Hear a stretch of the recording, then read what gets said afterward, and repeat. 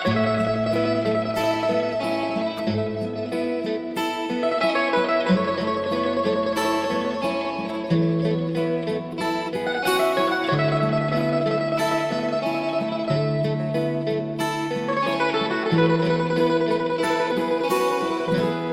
ยวทางบ่สุดเส้น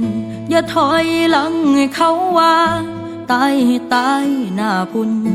เขาจังเอิ้นว่าหารคำโบราณเพิ่นว่าไว้เป็นอุบายให้ลูกหลานเฮามาจากไสสิฮู้กันเอิ้นสั้นๆคือคนบ้านเฮาเว้า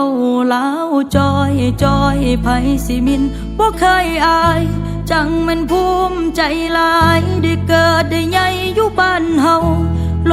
โก้คนขายแรงบ่ได้มาแข่งกับไผเขาจักมือต้องเป็นมือของเฮา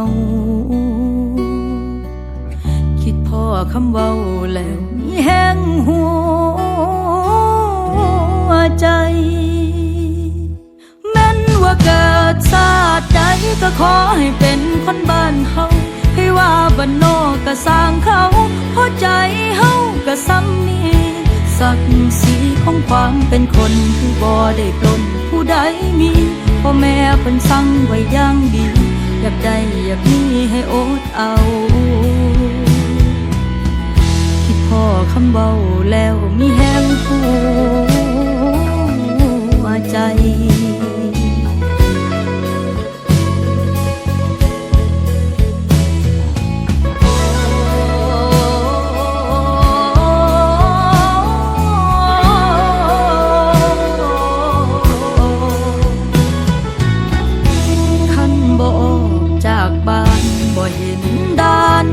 ไกลคันบ่ไปหำเฮียนก็บ่มีความหูคันเจ้าได้ขี้สา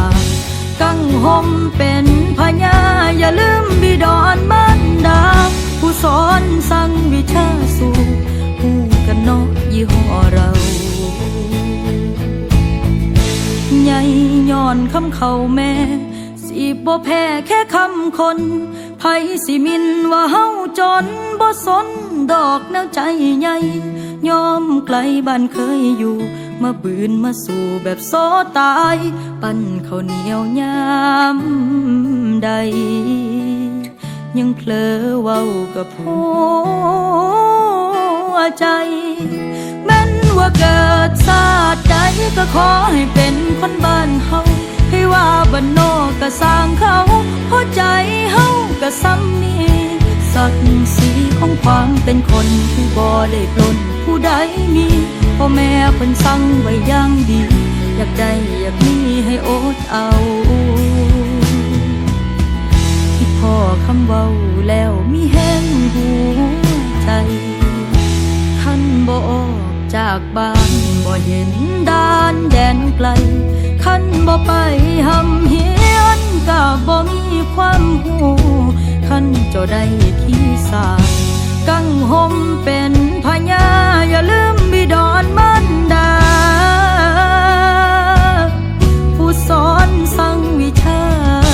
สู่